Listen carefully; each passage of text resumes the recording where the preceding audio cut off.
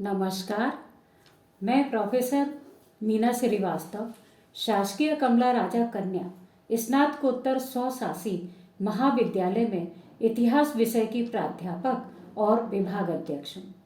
आज मैं आप सभी के समक्ष उपस्थित हूँ ग्वालियर क्षेत्र के इतिहास के भाग 7 के साथ में, जिसके अंतर्गत मैं आपसे बात करूंगी ग्वालियर पर तोमरों का अधिकार कैसे हुआ था इस संबंध में। तो चलिए मैं आपको सर्वप्रथम भूमिका बताती हूँ। ग्वालियर मध्य प्रदेश राज्य के उत्तरी भाग में 25 डिग्री उत्तरी और 26 डिग्री 21 अक्षांश तथा 77 डिग्री पूर्व और 78 डिग्री 54 पूर्व देशांश के बीच स्थित है। कुल क्षेत्रफल का 1.1% से कुछ अधिक है। ग्वालियर पर तोमर राजपूत राजाओं का शासन 1394 ईस्वी से 1523 ईस्वी तक रहा था। ग्वालियर में तोमर शासन की नींव ऐसाह के राय वीर सिंह देव तोमर ने 1394 ईस्वी में रखी थी। वीर सिंह देव तोमर चंबल क्षेत्र के ऐसाह नामक स्थान के जागीरदार देव वर्मा अथवा देव ब्रह्म का पुत्र था। देव वर्मा दिल्ली सुल्तान फिरोज शाह तुगलक के शासनकाल में उनके अधीन ऐसाह के राय के रूप में वहां का स्थानीय प्रशासक था। सुल्तान द्वारा किए गए अभियानों में वह दिल्ली सुल्तान को सैन्य सहयोग प्रदान करता था। देव वर्मा की मृत्यु के बाद वीर सिंह देव तोमर ऐसाह का राय बना। कनिंघम ने सन 1375 ईस्वी में वीर सिंह देव के ऐसाह की गद्दी पर होना बताया है। चलिए अब हम बात करेंगे आपसे वीर सिंह देव तोमर का शासनकाल। वीर सिंह देव तोमर के संपूर्ण शासनकाल को हम 2 भागों में विभाजित कर सकते हैं। प्रथम ऐसाह के राय के रूप में वीर सिंह देव तोमर का प्रथम काल वह है जब वीर सिंह देव तोमर ने लगभग 1375 ईस्वी से 1394 ईस्वी तक ऐसाह के राय के रूप में या जागीरदार के रूप में कार्य किया था।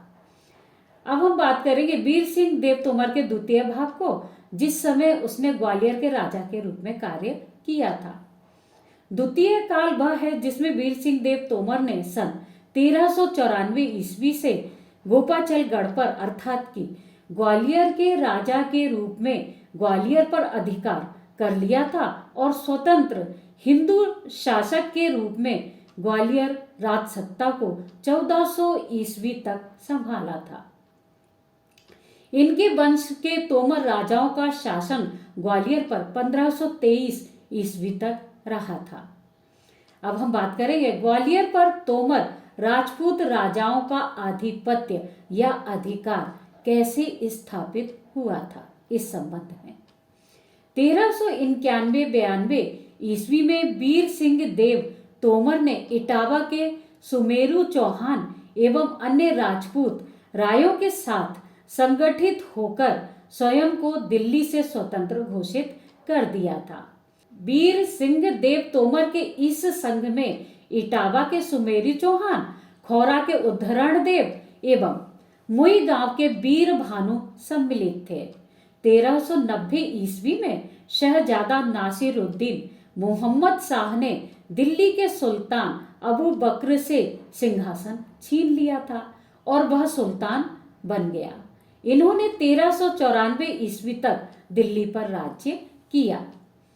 1391-92 ईस्वी में ऐसाह के वीर सिंह देव तोमर के नेतृत्व में हुए राजपूतों के संघर्ष और स्वतंत्रता की सूचना जब दिल्ली के सुल्तान को प्राप्त हुई, अब नासिरुद्दीन मोहम्मद शाह ने इन राजपूतों के दमन के लिए इस्लाम खां को भेजा।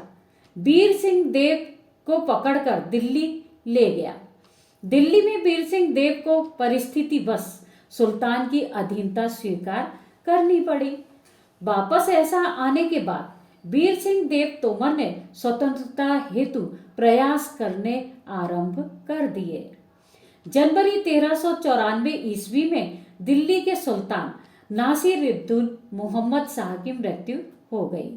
अब नासिरुद्दीन का मझला पुत्र अलाउद्दीन सिकंदर शाह हुमायूं दिल्ली का सुल्तान बना। सुल्तान ने नुसरत खां को ऐसा वीर सिंह देव के पास भेजा।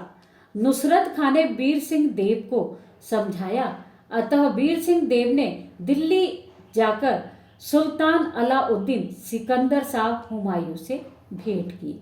दिल्ली सुल्तान अलाउद्दीन सिकंदर शाह हुमायूं ने ऐसा के राय वीर सिंह देव तोमर को फरमान लिखकर ग्वालियर का प्रशासक नियुक्त कर दिया। पूर्व के सुल्तान इल्तुतमिश ने, जिसका शासनकाल 1211 ईस्वी से 1236 ईस्वी तक था, इन्होंने ग्वालियर विजय के उपरांत अपने शासनकाल में सईद मीरन याकूब को गोपाचलगढ़ का हाकिम बना दिया था। इसी के परिवार की हुकूमत अभी भी ग्वालियर किले पर थी। वीर सिंह देव ने दिल्ली के सुल्तान अलाउद्दीन सिकंदर शाह हुमायूं के द्वारा दिया गया फरमान ग्वालियर के प्रशासक को दिखाया और ग्वालियरगढ़ सौंपने के लिए कहा। ग्वालियर के प्रशासक को इस फरमान पर विश्वास नहीं हुआ, इसलिए वह टाल मटोल करने लगा। इस प्रकार की स्थिति होने पर वीर सिंह देव तोमर ने अब कूटनीति का सहारा लेते हुए यहाँ के प्रशासक से मेल जोल बढ़ाया और होली के त्योहार पर वीर सिंह देव तोमर ने गढ़ के तुर्कों को भोजन के लिए आमंत्रित किया। दावत के लिए बड़े बड़े तंबू ताने गए। भोजन के समय शिखरन में अफीम मिला दी गई। इसे भोजन के अंत में परोसा गया। वीर सिंह देव तोमर का संकेत पाकर तंबू काट दिए गए।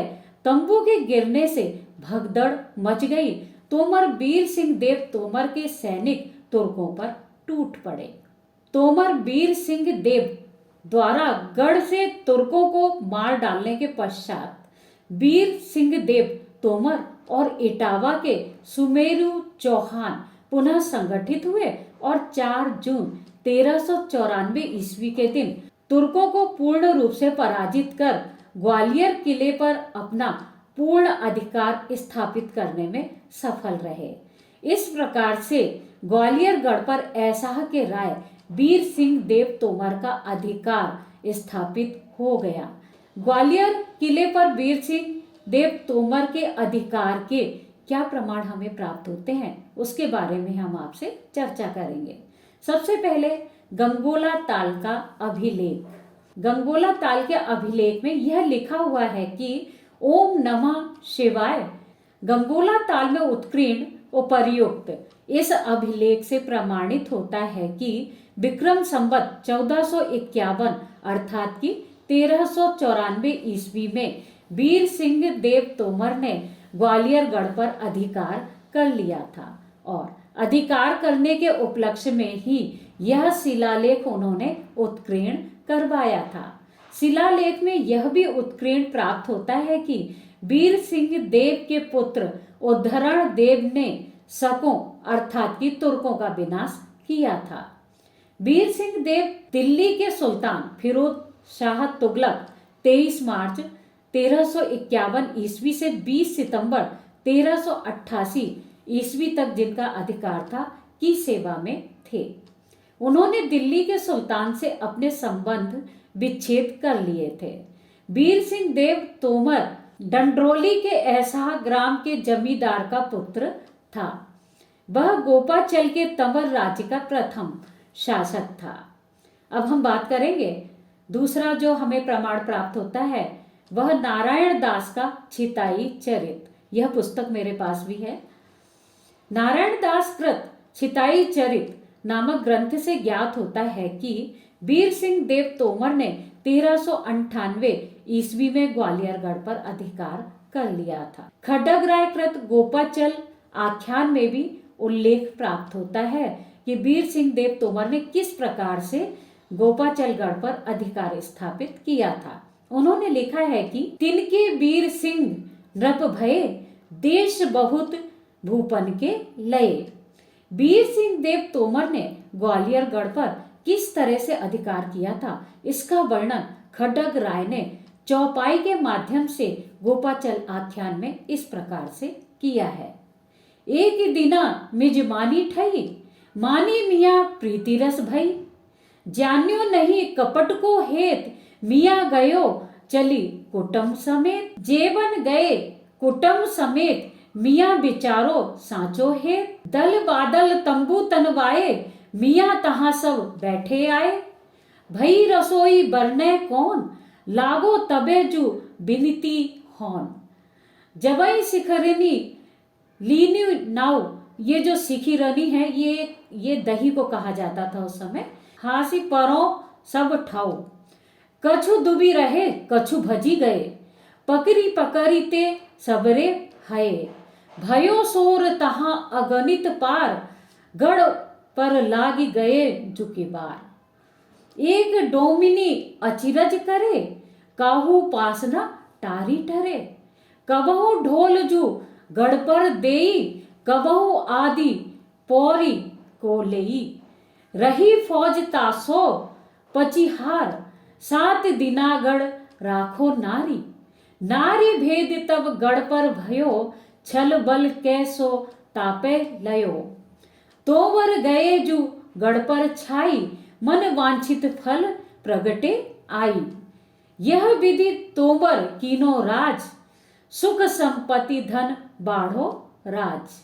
उपर्युक्त संपूर्ण विवरण से यह स्पष्ट होता है कि तोमर वंश के ऐसा के राय वीर सिंह देव तोमर ने 1394 ईस्वी में ग्वालियर गढ़ पर अपना अधिकार स्थापित कर लिया था, जिस पर उन्होंने 1400 ईस्वी तक राज्य किया था। इस प्रकार से ग्वालियर गढ़ पर तोमरों का आधिपत्य स्थापित हो गया था। अब हम अगले चैप्टर में आपसे बात करेंगे ग्वालियर क्षेत्र के इतिहास के भाग 8 के अंतर्गत, जिसमें हम बात करेंगे तोमर राजा वीर सिंह देव के शासन काल में उनकी उपलब्धियों के संबंध में। धन्यवाद।